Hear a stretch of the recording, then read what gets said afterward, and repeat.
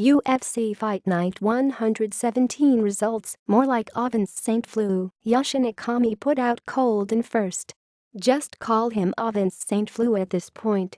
Ovince Flue, 21-10 MMA, 9-5, finished Yushin Okami, 34-11 MMA, 13-6 UFC, with a Flue choke quickly in the first round of the UFC Japan headliner.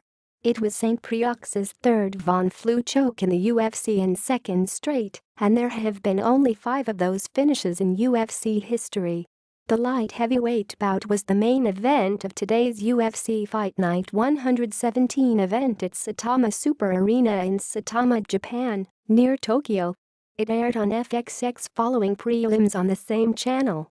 Okami shot for a takedown in the first few seconds, but Flue stuffed it and got on top in half guard. The fight was basically over as soon as Okami shot for that takedown.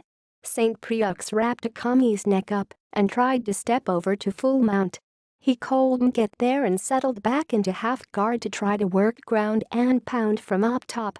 Flue went to work for his Flue choke and he cut it. Okami never had an opportunity to tap. He was out cold. Flue won for the second straight time after a 3-fight skid. Okami, back in the UFC after 4 years away, had a 4-fight winning streak snapped.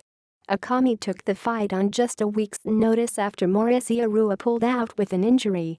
He fought after a stint in WSOF, and he fought up 2 weight classes from what had been his normal welterweight home. Flue said he'll keep working to get back to a light heavyweight title shot, which he had in 2016 for the interim belt against John Jones. "I pretty much knew the choke was there when he put his hand around my head and I basically trapped his glove," Flue said. "After that, it was just waiting for him to pass out. Pretty much, I have to keep on doing what I'm doing tonight and get ready for another fight if I want another title shot."